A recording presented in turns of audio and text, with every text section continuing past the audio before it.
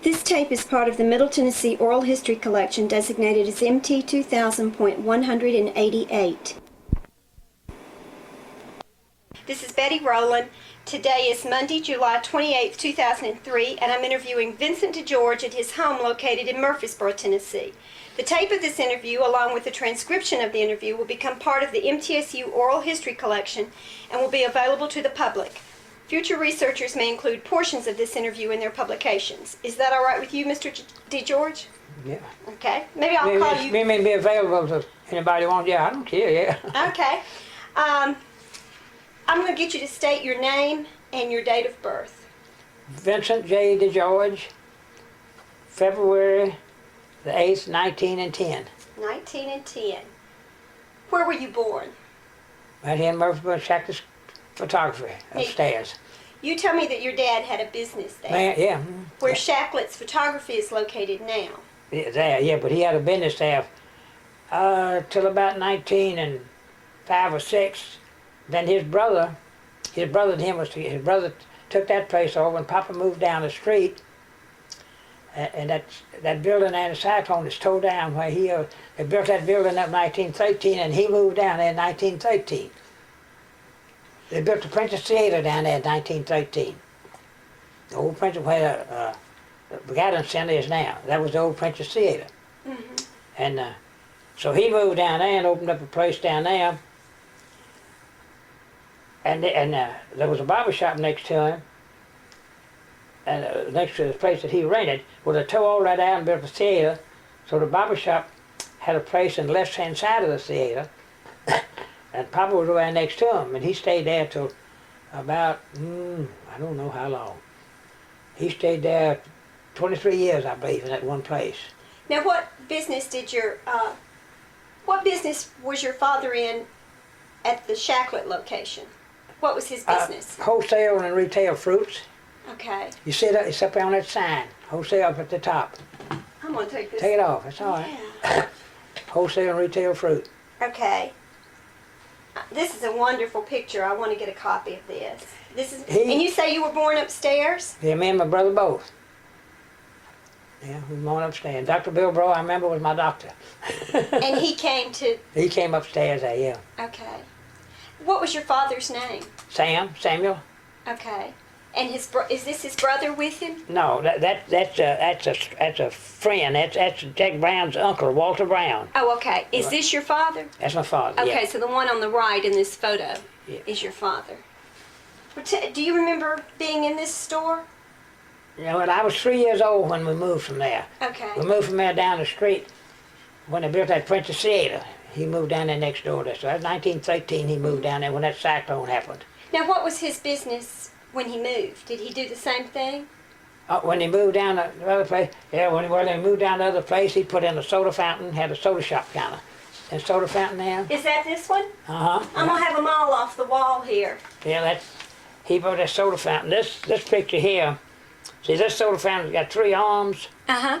Well, this is when they had soda fountain, you had to pack ice cream with ice and salt every morning. The man would bring the ice up there, and then during that year, in the 20s or something, he come out with mechanical refrigeration. So he bought that soda fountain. If you look at it, it's got 2 arms on each end. See, the soda fountain, that's what the carbonated water comes out of. Uh-huh. See, it's 2 there. See, one on this end, one on that. This is the new soda fountain. That had mechanical refrigeration. So this is the original. This is the old soda fountain, but used the same marble. Now, what's the name of this business with the soda fountain? I think for a while they called it this sweet shop or soda shop. The name was up on the window.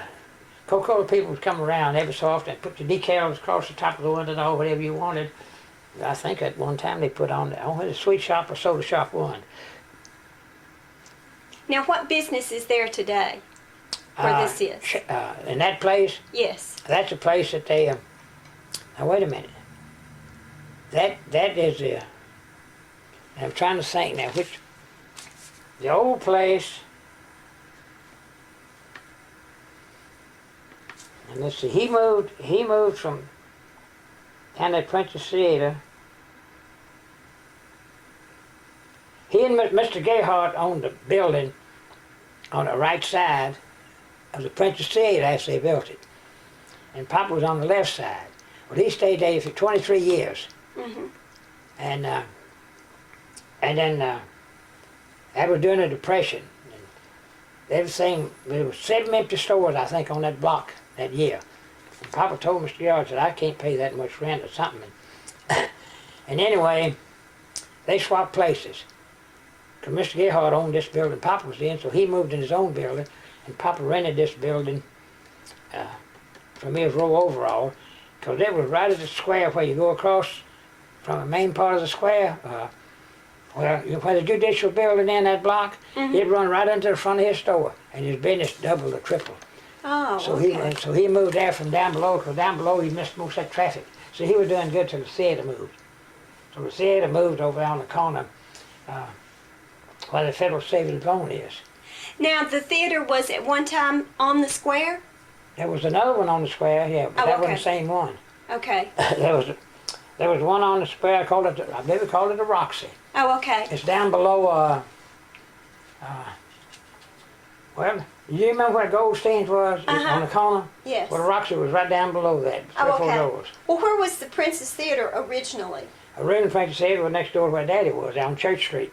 On Church Street. Yeah, we was 121 Church Street, I believe, and they was next door. Okay. Okay. All right. Wow. Well, now, what was your mother's name? Rosa. Is that your That's mother? her. Mhm. In the picture here behind this soda Yeah, fountain with that's the her. 3 arms? And brothers and sisters? How many brothers and sisters Just did you one have? brother. Just one Yeah, brother. he passed away several years ago, yeah. Now, I think I was told that your parents immigrated to the United States. Yeah, they came, Daddy came over here about 1900, somewhere along there. He landed in New Orleans. He didn't go through Ellis Island. I think he came over, not sure, on a freighter probably. But he landed in New Orleans and got off the ship and he started working in sugarcane fields. Now, where did he come from? Man, where did he come from? Uh-huh. He came from Sicily. From Sicily. Mhm. Okay. And he came to the United States and worked in sugarcane. First he worked in the sugarcane, cutting sugarcane, and then he went up to Leavenworth, Kansas, up in there somewhere, and worked on the railroad a while. And then in 1903 or 4, he worked at the St. Louis World's Fair. And so we began to wonder sometime at the store, he had a great big table with one slab of marble on it. And he used to make coconut brittle, peanut brittle, and he'd butter that table up and roll that candy out when that dried, and he'd break it up with a hammer. And he made his own candy, and then I used to pull that taffy. He used to make, you know what taffy is? Mm-hmm. Had a great big hook, put that taffy on and you pull it, and I used to pull that taffy for him. And we never thought to ask him for sure, but I had an idea he learned that at the World's Fair. So one day I was reading this article I had cut out of the newspaper that Ed Bell had written way back yonder, that he'd interviewed Daddy, and Daddy told him in that interview that he learned how to make candy and stuff at the World's Fair.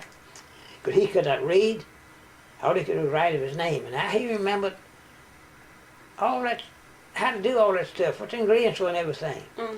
And he had a good mind, I reckon. He remembered all that stuff. Because I used to watch him make that candy. Did he sell that at the sweet shop? Ma'am? Did he sell that at the sweet Yeah, shop? oh yeah. Well, what brought your father to Murphysboro? How did he wind up here?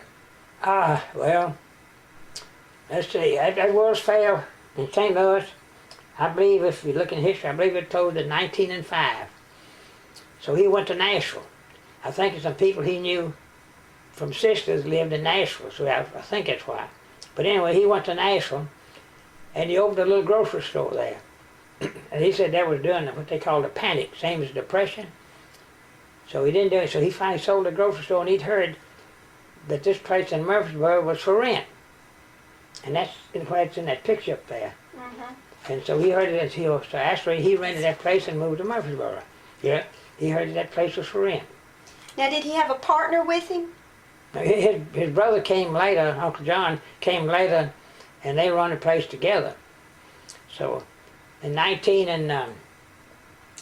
see, I believe it was 1907, that Mount Etna erupted in Sicily and had a terrible earthquake. I forget how many thousand people got killed over it. Well, he didn't hear from his mama. He waited about 3 months. So he didn't hear from his mama. So he left Uncle John to run the store. he got on the boat and went to Sicily. Found out about her. Well, he got there, she was all right. Only the mail was all delayed and all that. He hadn't heard from her in 3 months. So while he was over there, he got married and come back over here. So your mother was also from Sicily? Yeah, yeah. And he brought her back with him? She came back with him. Oh. Somebody said she had a lot of nerve to come over here and marry a man she hadn't known too long and then come over here to a foreign country. Oh, yes. But she, I don't know, she was something too. Now, she worked in the business. Huh? Apparently, she worked in the business. Oh, yeah, she had, yeah. When we used to start selling snacks, she'd make fried pies and things like that, you know, and serve them. She made the best fried pies ever. Did you and your brother help in the business? Oh, yeah. I expect I was helping in the business when I was going to grammar school. I used to jerk soda up there and make banana splits and milkshakes and all of that. Yeah. We just raised in this. When I got out of school, the grammar school, that's about 3 blocks from the store. I'd never go to the house. Well, I'd go up to the store and stay. Go up there and stay till it was time to go home.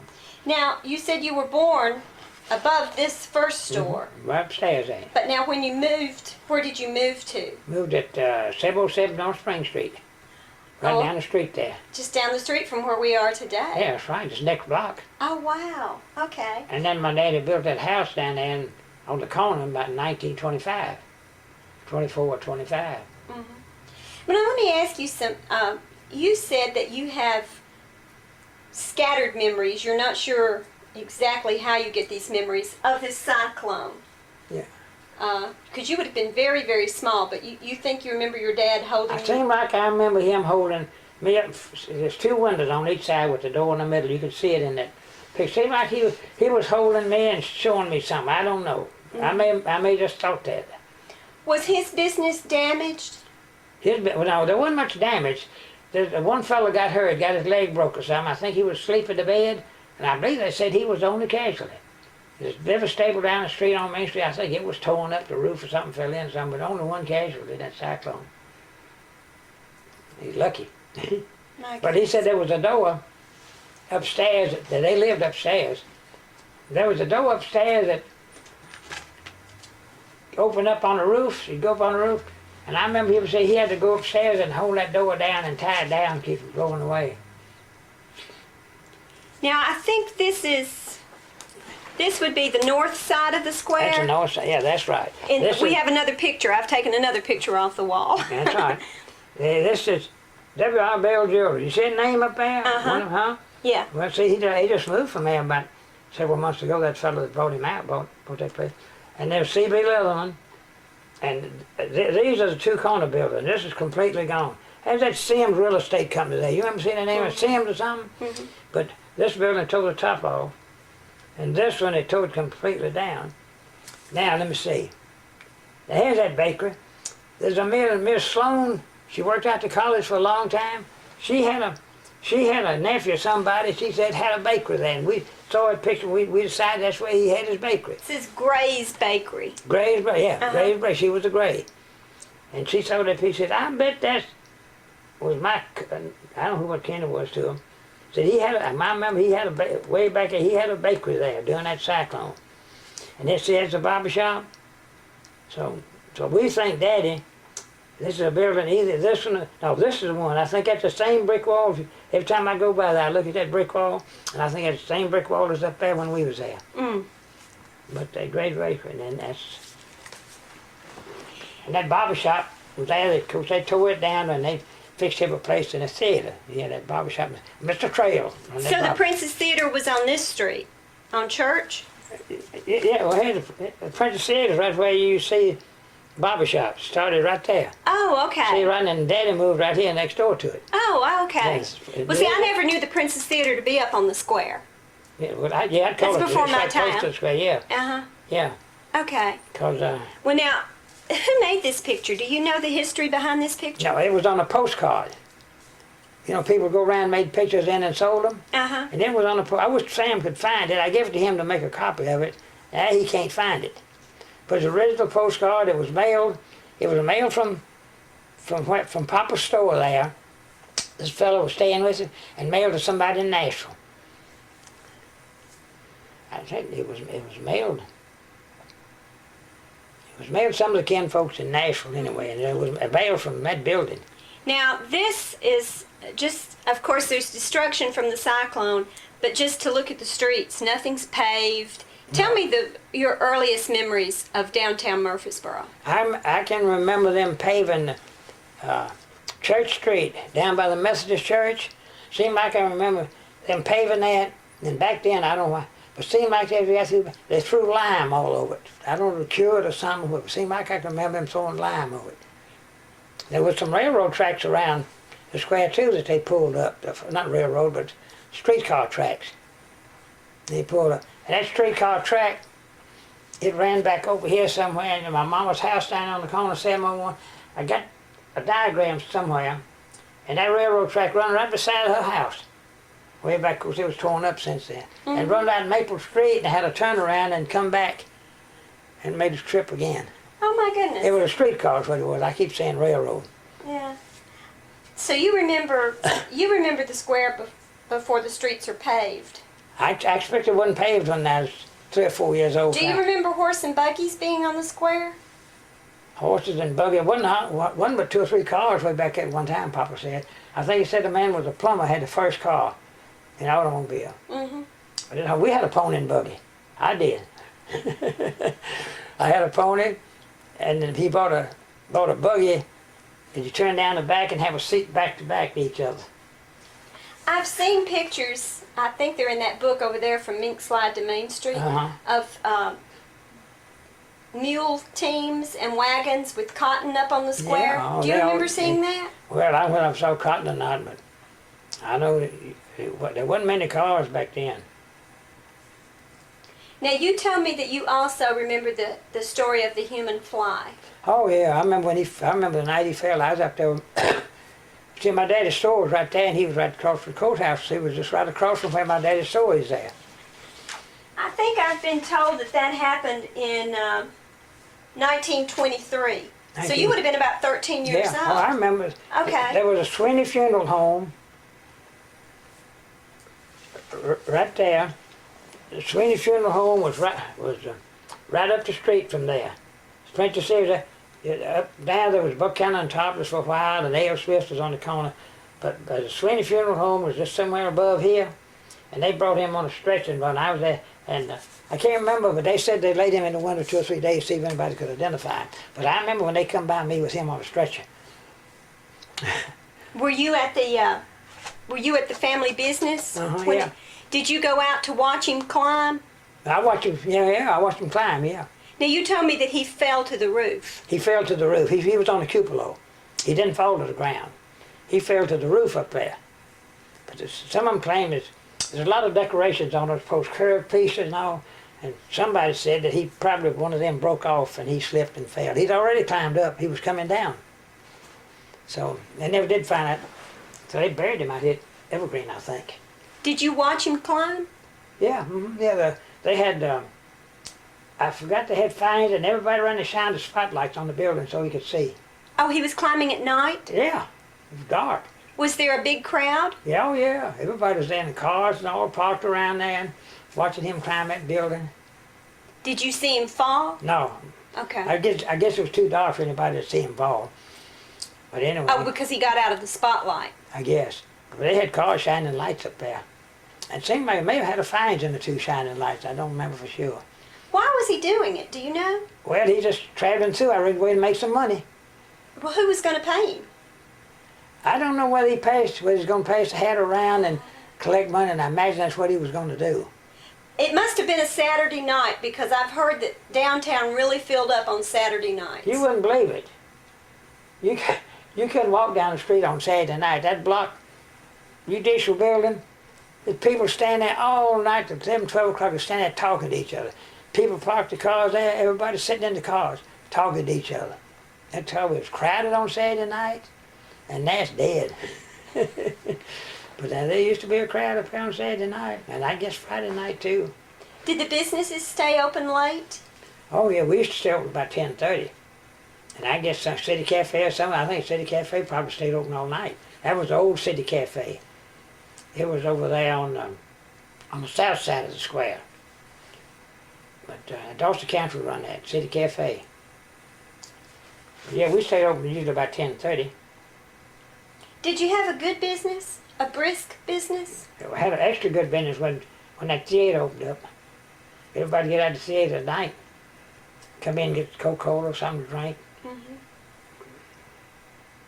That's really, well, he did a set business. That theater moved away from bad. I don't know when it was, 1926 or something. They moved away and moved over on the corner where the Federal Savings Loan is. There was a Roxy Theater over there. There was an old opera house. And they'd have vaudevilles over there just once in a while. And I think it belonged to the same Sudicum. Two brothers, Sudicum, owned that building. So they moved the theater over there. And Cecil Elrod bought the old theater and made Cecil Elrod's French shop. Do you ever remember anything about that? Yes, I remember that. Yeah, and he opened that French shop there, yeah.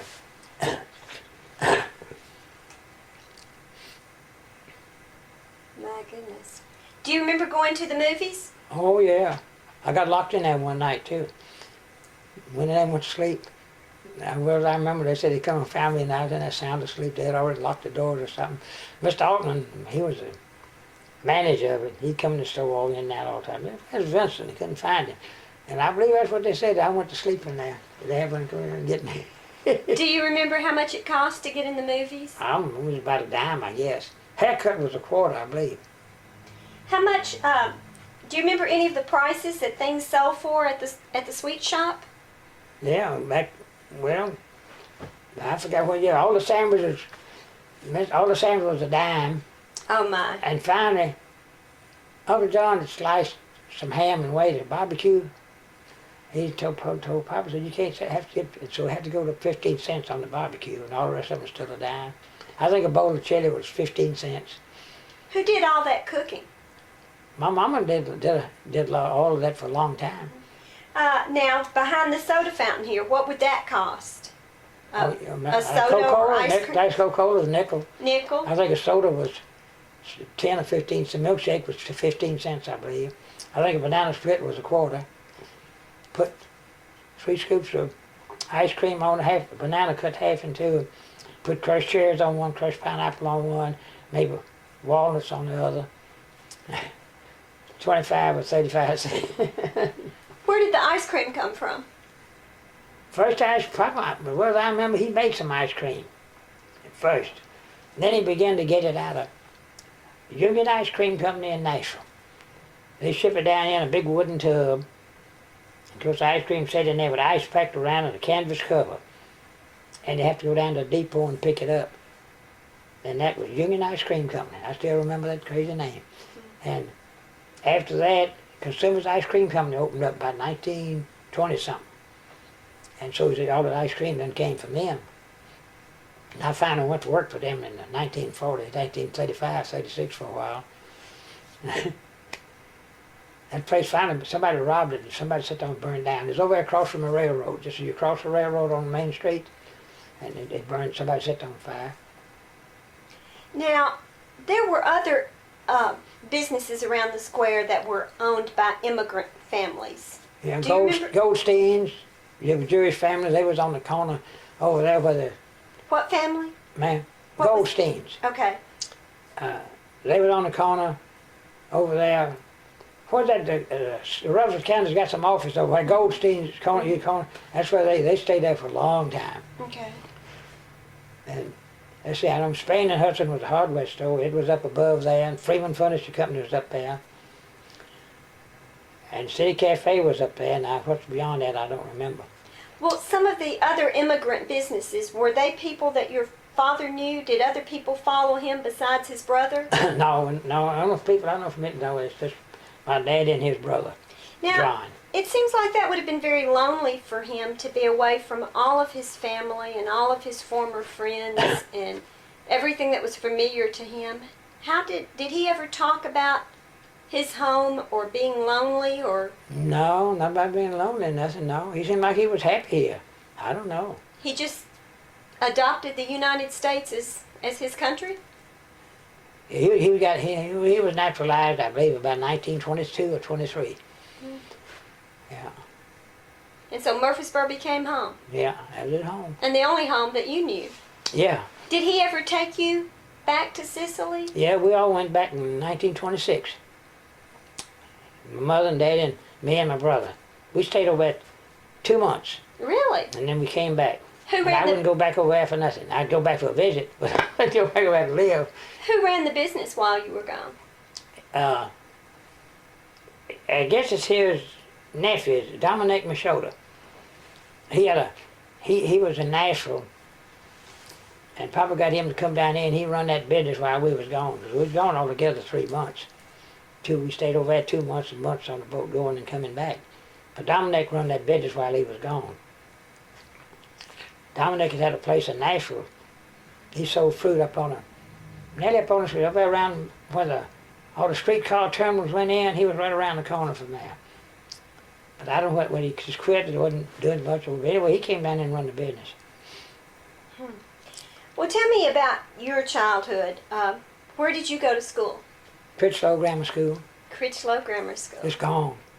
Well, now there have been 2 buildings on that site. Yeah. Did you go to the first I went building? to the old building. To the original Critchlow. Yeah. There's 4 glass rooms downstairs and 4 upstairs. Tell me about a day at school. Well, I don't know. Now we used to have a favorite teacher there, Miss Neely, and I believe seemed like she was a 7th grade teacher. But she'd come in once in a while and visit. Come in one day, I was in the 5th grade. She'd come in, everybody hollered, "Miss Neely, tell us a story about Burr Rabbit." When she'd tell a story about the rabbit, she'd be right at the door. She opened the door and she said, "Goodbye," and run out the door. Yeah, Miss Dina Nielsen was the 1st grade teacher. Her name was Neely. I can remember all them teachers. Miss Lowe was my 5th grade teacher. Miss King was the 2nd grade. Miss Jeannie Nielsen was the 1st grade teacher. And I think the 5th grade, I forgot, was Miss Beasley. I believe it was, I'm not sure. But it wasn't far to walk, say, from that corner right down there, just up there, just about 4 blocks. Mm-hmm. And they just built that new high school over there when I was grammar school. I was in the 7th grade, and we took a class in summer school and skipped 8th grade, and went over to the high school, new high school. That was a new building over there. So it was the new building. Uh-huh. It burned in the 40s, didn't it? That's right. And I was in the Army. It was burned in 44, I believe. 43 or 44, because they wrote and told me the high school burned up. Mm-hmm. Well, tell me about the high school building. Well, what do you want to know about it? Well, you said it was a new building. It was, yeah. Yeah, practically a new building. Well, my best subject was manual arts. Manual arts. Mm-hmm. Who taught that? Professor Romine. He started off, you build a little paper file, trying to bevel the corners and put a wire through it, paper file. Then you built a book rack, table set on a table, fat piece, you bevel the edges, and if it had 2 ends, come up and put your books in there, and then we built a tabaret. And my boy Sam still got it. It was about this tall, that had octagon-shaped corners and 4 legs, and the cross pieces at the bottom, it come out through this and a wooden peg. And it looked pretty. And Mm-hmm. Sam has got that now. And then I built a writing desk the 2nd year out of solid walnut. My goodness. And he's got that, and it's a writing desk. It had 3 drawers in it and had a back on it, thing shaped like that, place for envelopes on each end, and a place in the middle about that long, had cut out for pens and things in between. That's a pretty complicated project for high school. Well, no, it wasn't too bad. Now, boy built a bedroom suit. Now, he really had to work, because he had to come after school, so he could finish the end of the year. And he'd come back to school, and they'd let him in there, and he'd go in there and work after school 2 or 3 hours. He got his bedroom suit finished for the end of school. My goodness. I got through with that table, and I told Professor Romine, I said, I just built a radio, and I said, I need to build a cabinet for it. The radio's about that long. I'm going to build us a table cabinet where it slide in. All right. So he gave me the lumber. I built that cabinet, got it all finished. Excuse me. It was everything except the front. You built this radio with, there's a bottom, and you put your panel up here, and you just slide the thing in there.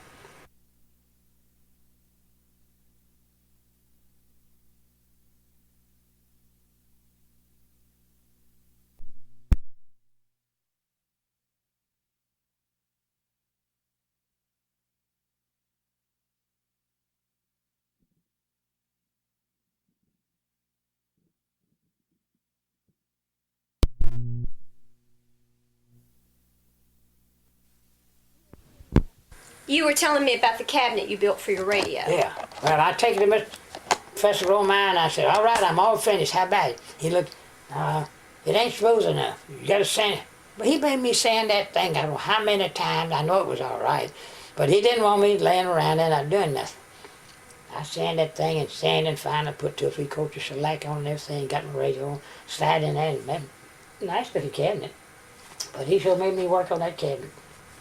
Well, now, before we go any further, you said something that kind of threw me. You said you built a radio? Yeah, yeah. I built 2 or 3 back then. I built a 1-tube set, they call it. Do you remember the old tubes that go in sets? They're like light bulbs. Okay. But there must have been over 100 different kinds. I built mine used instead of a storage battery, it used a B battery and used a 4.5 volt battery for the A battery and the B battery. Well, I got that boy. I built that thing, all that stuff from it's either Sears Roebuck or Montgomery Ward.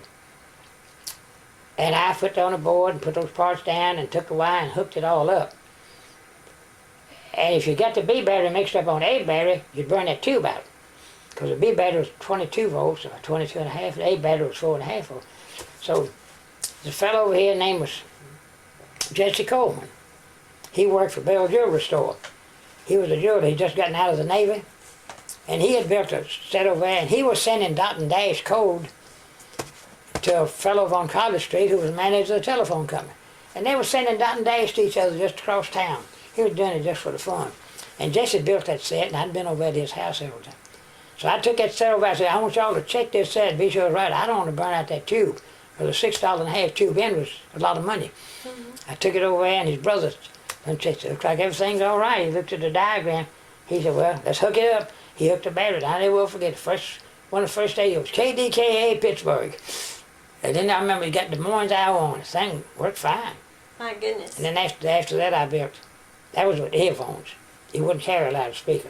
After that I built an amplifier. You built 2 more tubes and hook it in with that, and you got enough power then to power a loudspeaker. Oh, I used to enjoy building those TV sets, radio sets. My goodness. I just go to the store and buy those. I didn't know you could build them at home. Oh, I built them for fun back then, yeah. I know when that was. That was when we built that house, and that was 1923 or 24 I built that set. Oh my goodness. Well, do you have memories of the Depression? If your Yeah. father had a business, how did the Depression impact your family? Depression? Mm-hmm. Well, actually, the business got so bad back then because the theater had moved and business was bad. That's when Papa wanted to move up there. And Mr. Gerhardt, Papa's lease was up, and Mr. Gerhardt, he was renting that building, but he owned the building Papa was in, so they swapped. So Mr. Gerhardt had a tailor place, so he didn't make no difference to him. So he moved down there, and Papa, he agreed to do it. He fixed the building, put a new front on it and a new floor, and moved up there, and the business picked right on up after he moved up there. Now, where does that move to? At this point, he's over on Church. You said he was by the Princess Theater. Yeah, he over moved there Church. about 19 and, let's see, 19 and, 19, that's right, he didn't move down there till about 1913 or something, but he was up there, now during that cyclone, he was up there, up the street from there, on the next block. Okay. Well, where that sign, yeah, he was Okay. there. But now, during the Depression, where did he move? During the Depression, he was down there. He was down there, right along there, and the Princess Theater built here. Mm-hmm. And this street here missed that. When you go across the street, you'd come out way up here. So he moved up here, so when people come across the street, they run right in the front door nearly. And of course, business really picked up after he moved up there. Did he keep the same name? Was it still called the Sweet Shop? I don't know. I think he had just Sam DeGeorge on there or something. I think them Coca-Cola people or something, they put up decals for you around the top of your windows and all, and I think that was their idea. Okay, so, but the Depression didn't close his business. No, but it sure slowed it down. Mm-hmm. Until they moved, and when they moved back up there, where people would come across the street right in your front door, they'd pick back up. Mm-hmm. Did you have a garden growing up? Did I have a Did your garden? family have a garden?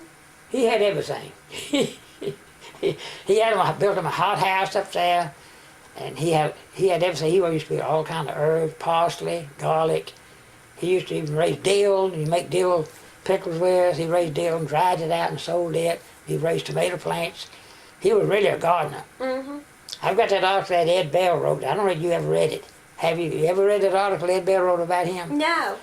Get that book out there. It's on the telephone book. Let me pause. So, we just saw a picture of your pony and buggy, and you were telling me about your dad buying you things. Yeah. So, go on with your story. Well, I don't know. He bought everything. He bought me a baseball bat, anything I wanted. He bought everything but one thing. Guess what he wouldn't buy me? This fella came up the store one night with a little wagon with a goat, a billy goat pulling it. And he stopped up there in front of the store, and of course we all went out there to see it. And Papa said, buy me one. You don't want no goats. Them things stinks. You don't want no goats. That's right. One thing he never would get me. But he probably get me just about everything else. I got some of those pictures in here. Now, there's a picture of my uncle when he was in the Italian Navy. There's in Chinese, here it is in English. Oh, my goodness. That was made in China, about 1900. That's a copy of it. I give Rosa the original. This is my Uncle Frank. He's in Hopkinsville. And there's that picture from the store.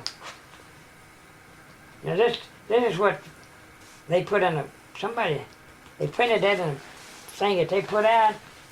Shackle's Cafeteria. Do you know what Gloria that runs that? Uh-huh. Well, and that's them there. And they had it in some magazine to put out, and this picture was in there. Gloria got that up, I'm sure.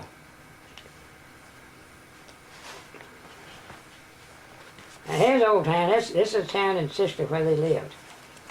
That's where we used to go to church right there, and they lived right down the street here somewhere from that church. There's a very big rock that we climbed up the top of the rock one day. It took 2 or 3 hours. That little Hawaiian girl, she used to come out to the store all the time with her daddy and mama. Her daddy was Hawaiian, her mother was German. That's my mama's discharge stuff. I took a course in the Army. Didn't cost nothing, so I took it, but I'd already done refrigeration work. Now this is the old house, you know what? It's right up on Church Street. And they said back then they had the grandest wedding there ever was. If you read this, they're all lined up with candles, lights all up down the driveway, and they finally tore it down. And the house that's over there now is a concrete block house, 2-story. And the fellow lives there now. I'd talk to him once in a while. He said there's a building back there, and that's where they kept the prisoners. The judge lived there, and the prisoners lived down there in the bottom. He said that the iron bars are still there, although they've fallen out of the window. Is that from the Civil War? Yeah. And the house is called the Crest? Yeah, the Crest, yeah. Okay. But he said that jail is still down there under the ground, although part of it's decayed. My goodness. Now, I made these here when they had an air show come through here. Uh-huh. And it was after 1927, 28. These planes all come. They made a race from California to somewhere in Ohio somewhere. Well, now, where is it? Let me. That thing.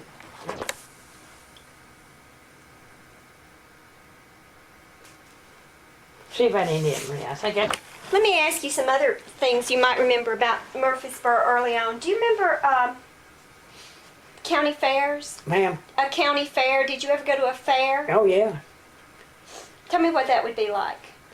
I tell you, all the fairs I remember, most of them was out on Chevrolet Pike out there. Mm-hmm. I don't know, it seemed like it's to the right. We used to go out there, me and my brother and some of the boys went to high school, we'd go out there at night. They had all these side shows and everything, you know. And they'd have, I think, about once a year. And then one year they had the fair over on that part of town. It's hard to tell you where it is. Used to be Maxwell Lumber Company.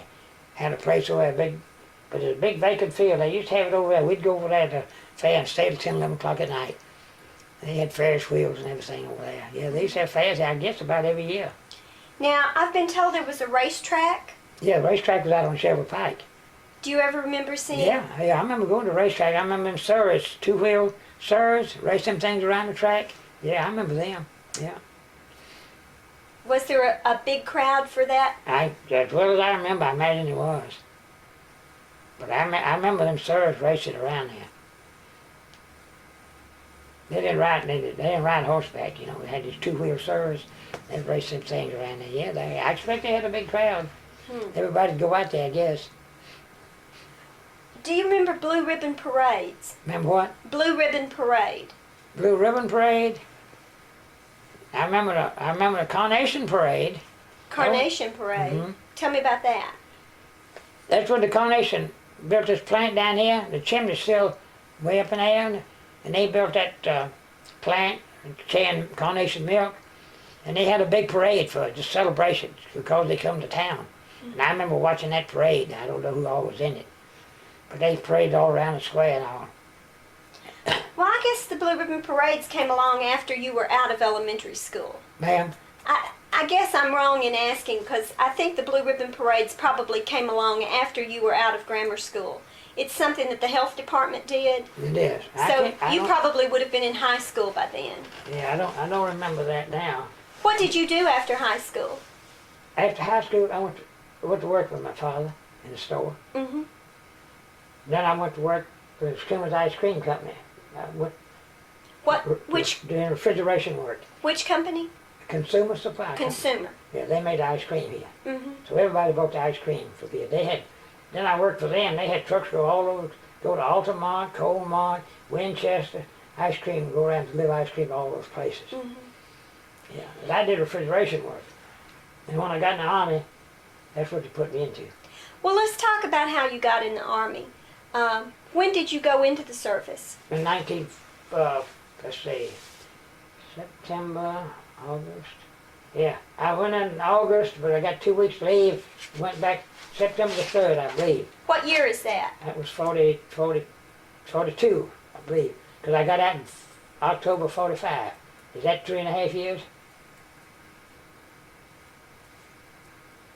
Yeah. Okay. Do you remember the maneuvers that were here in Middle Tennessee? I remember the movies. Maneuvers. The soldiers. Oh, yeah. Well, they used to come in that store up there. I was working at the ice cream company. They got having maneuvers. They got so busy up at the store, I quit the ice cream company one day to hit my daddy. Because they opened up the daytime, they had to close up in the afternoon for an hour or something to clean up. And nobody allowed in the store, had to lock it up there. Get everything cleaned up, and then they opened up again, because them soldiers come in there one night after another. So business was good. Oh, yeah. Do you remember seeing them in the community? Yeah, I got some movies of some of them trucks that was just around the square or somewhere. Really? Yeah. So they were just right downtown? Oh, they pray, they come around. I remember coming down College Street, and I made some black and white movies, those trucks coming down there. Did you get to talk with them much?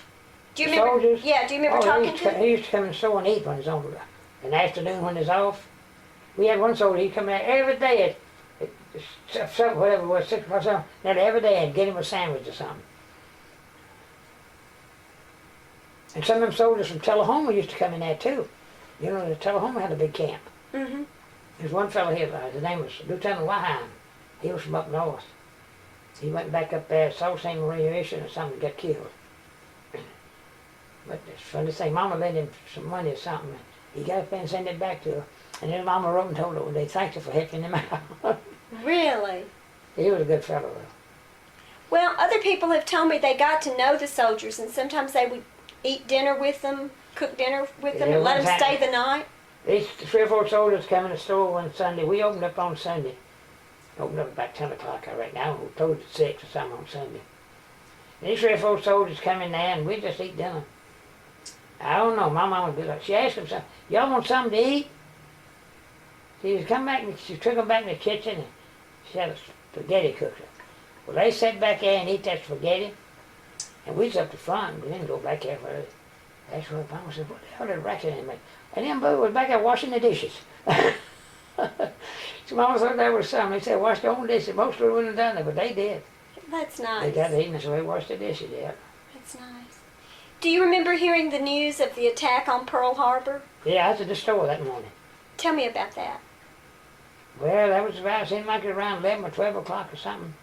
And this same Lieutenant Wyheim, he was in the store, and they'd come over the radio. He said, it means we're leaving here. Something like that, what he said. So he had to go to Sault Ste. Marie, Michigan. They sent him up there after that. Yeah, I remember well when he came over the radio. Did you know where Pearl Harbor was located? I know where it's located. Yeah. I imagine I did. I don't remember for sure. Pearl Harbor, unless I've heard since, you know. Mhm. But I don't know whether I knew then when it said Pearl Harbor, whether I knew where it was or not. Did you realize it would impact you? Yeah, You knew. yeah, that's what I thought. Oh boy. But I was 32 years old when I went in the Army. Yeah. Yeah. You would have been older. Yeah. Well, tell me about going into the Army. How did that happen? Well, you know, we had to go up that, Did they draft you? yeah. I stayed up the store as long as I could.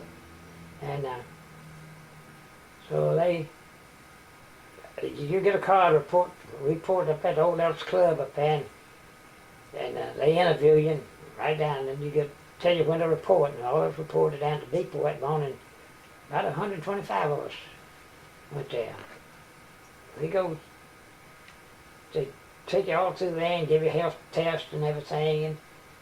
And At the depot? Ma'am? At the depot? No, in the Army. Okay. But we got on a depot here and went to Fort Oglethorpe, Georgia. Oh, okay. So We you're went in through all Georgia. that down there, and one day they send you through there and you take all the aptitude tests. Mechanical aptitude test, and then you take a general information test of some kind.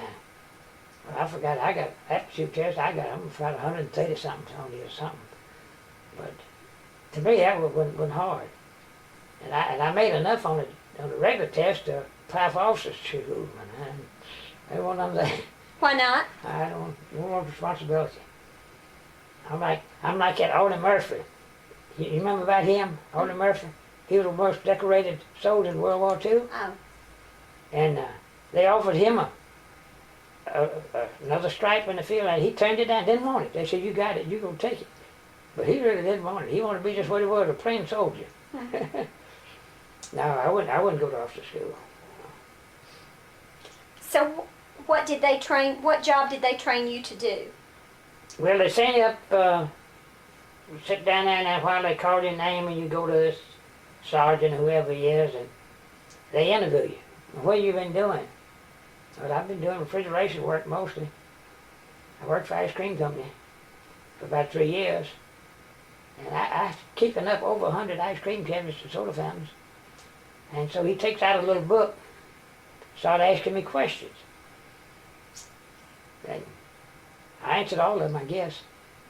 Next he said, well, I got to go see, he went to see the lieutenant. He come back and sent me to ordnance school up in Wyoming, automotive school. I thought they'd send me to refrigeration school, but I already knew refrigeration. They teach you something else. Mm-hmm. So I went to automotive school up there. And then from there they sent me to San Antonio, and that's where I met that major, and that's where they sent me to automotive parts school. You're supposed to, when you go back overseas after you finish that school, they're supposed to assign you about 7 or 8 trucks.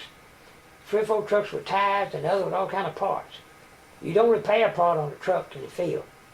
If they say my generator's bad, you don't try to fix it, throw it away and give them a new one. So that's, get it done quick. Oh, my leg hurting me up there now. I'm all right. And I don't know, when I got to Wyoming up there, and they said, you go into automotive school. I asked that lieutenant, I said, can I get transferred to refrigeration, learn some of my... No, I said, we tried that once, so they won't change it once you get up here. Yeah. I took that automotive course. We tore down, they had about, 15 or 20 engines. They sat on big wooden frames, just the engine, a can of gasoline, just a can with a tube running through it. And they had about 5 or 6 of us on each motor. And you tear that motor down completely and put it back together and see if you can make it run. Well, we had 2 hours down with 5 or 6 of us, and this whole row of them. And this instructor come by, I don't want to tell you boys, the last one that worked on this motor couldn't ever get it started. And so we got it all put back together, and we got it started, and it run. And so we come back from chow one day.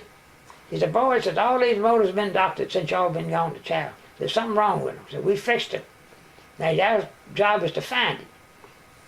So we tried our motor, and well, it's getting plenty of spark.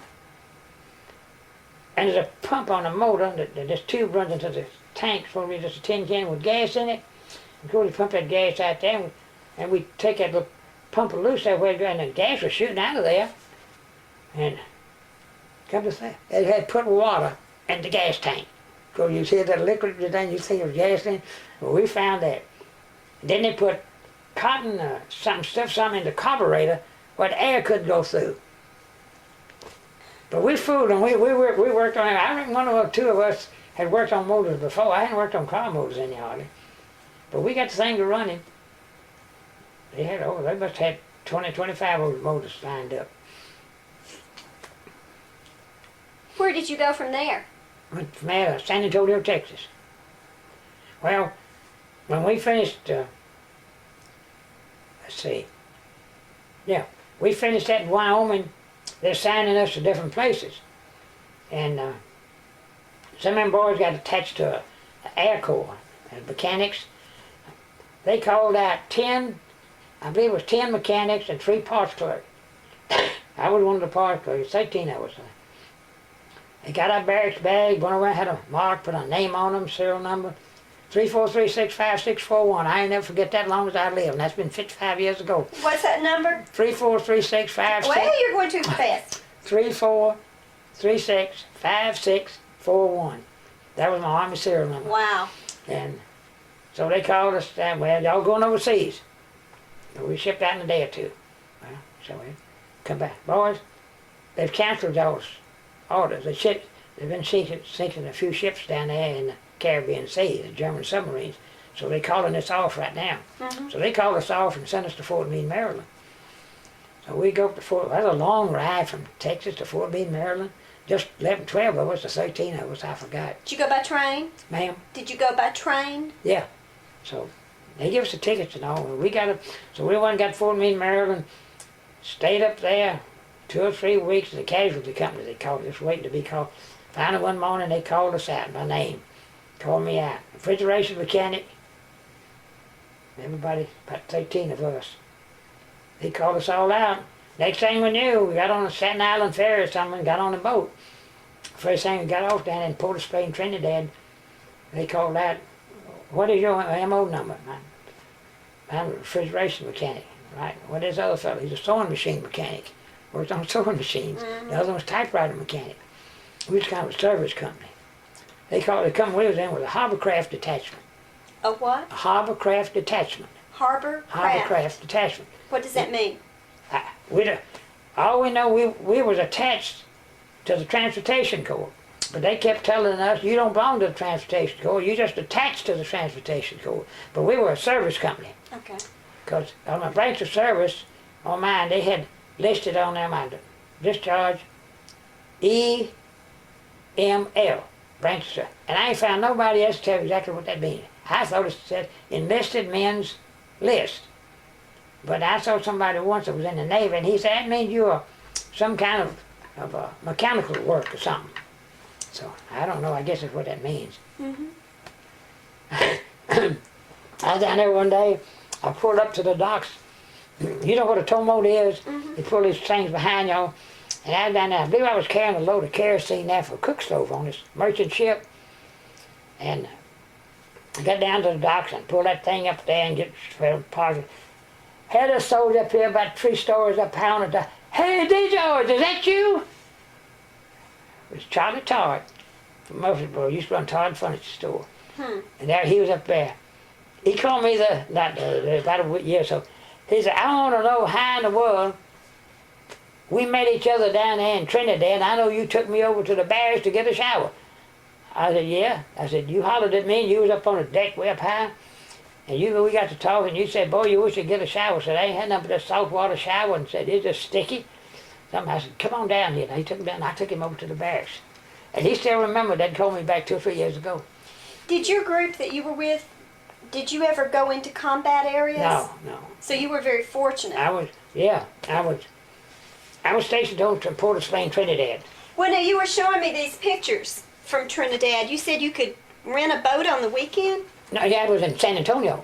Oh, this was... yeah, you talking about the boat we made. Well, what we was a big boat. The Army furnished it. Uh-huh. We didn't have to rent it. Oh. The Army furnished most of those pictures you see on the boat. Army furnished your boat every so often, and you could take us for 1 time, 2 times. We went to Venezuela, and then come back that night. But most of those pictures were made on that Army boat. Yeah. Then they had a yacht down there, a big fancy yacht that was rented to the government for $1 a year or something. People had them, rent them to the government. Where is this? That's a headquarters of San Antonio, Texas. Oh, okay. This picture's San Antonio. But these Yeah. pictures on the boat that you were showing me are in Trinidad? Yeah, now those right there, Wyoming, Okay. San Antonio. I'm not finding them. Trinidad is over there, back. See where this yellow page set? That's Puerto Rico down your right there. Oh, okay. They're all made in Trinidad, Port of Spain. And so you had some leisure time too. Well, On weekends? I worked on one boat. I put on 2 compressors for refrigerators, and another one had a fuse blown out. And the rest of the time, I was picking up supplies for these merchant ships coming through there. Okay. I'd go to the Navy base. I'd go to Wallafield. Wherever they give me a requisition, I'd go there and pick up these supplies for them. One time I come back with 3 big truckloads of life preservers. Life preservers. 3 big truckloads of them. But these pictures look like you had opportunity for some fun time also. Well, that was all made on one Sunday. We'd go on Oh, Sunday, okay. we'd make it. Well, we had off, I believe we had off Saturday and Sunday. Okay. Where did all these girls come from? Are they in the service? A lot of those girls work for the government down there. They come from the United States. Oh, And okay. a lot of them, and you can tell a lot of them are natives down there. Okay. But some of those girls, they work for the government. They weren't military, they were just government They employees. were government employees, yeah. Okay. Now you got out of the service, you said, in October of 45? Ma'am, You got out of the service in October of 45? 45, that's right. October 13th. Do you remember, where were you when the war ended? Where was I? I was in Port of Spain, Trinidad. You were still there? Yeah, I was in there and I was crating up some. See, the war was over in Germany. And then the war was over in Japan. And I was crating up stuff to ship back to the States. We had a big warehouse in it. Oh, it was full of anything you could think of, Nellie. Boats, nuts, life reserves. And I was packing that stuff up in crates, getting it ready to go. And they come to me all and said, "You going home for discharge. Come on." Left the thing like it was and left. Hmm. Wow. Yeah, then we got on a train, went up there to Wallafield, stayed a day or 2, and then came back and got on a boat. Now, what did you do when you got back to the States? I got back, we landed in New Orleans. Mm-hmm. Then we had to go through all the tonight, clothes in, and I don't know, a lot of other stuff, and finally we, that morning about 10 o'clock, it lined us all up and made us something down there, gonna give you discharge papers. Mm-hmm. But what was your line of work once you got home? When I got back home, Uh-huh. I ran the store. You went back and ran the store? Yeah. How long did you run the store? Let's see, 45. We run that store, same store till about 40. I got out in 45. About 47 or 48. Woolworths leased that building we was in, and the next 2 buildings, uptown now, that's a big sports thing, whatever they call it. You know what I'm talking about? It's up there where the guidance center is, next door to it. Big cafe, restaurant up there now. Sports Planet? Yeah, Sports Planet. Okay. After 3 stores was there. And then, see, that was Woolworths at one time. Uh-huh. And they went out of business. Uh-huh. And that's a Sports Planet is there now. Now, what was I fixing to tell you? You were telling me how long this business operated. Oh, well, that's right. Now, we moved up there. In 45, I got out of the Army. Mr. Ridley come to me about 46, and my lease would be up in about a year. He came and said, "I hate to tell you, those 3 buildings belong to his wife and her 2 sisters. They inherited. It belonged to him his overall to start with." And he said, "I'm telling you," he said, "they offered me such a deal, Woolworths, they're going to tear these 3 buildings down and build me a brand new building, and I get the building at the end of 30 years. I said, I hate to ask you to move, but I can't renew your lease." And I told him, "Well, I understood. Mr. Granville Ridley, he was a lawyer." Mm-hmm. And so after that, well, then that's when we got the place on Main Street, and I moved over on Main Street. Down there, right across from Bank of America, Okay. towards the end of the block down there. Okay. We stayed there, yeah, that's right. About 45 I got out, about a year or 2 after that we had to move. I should have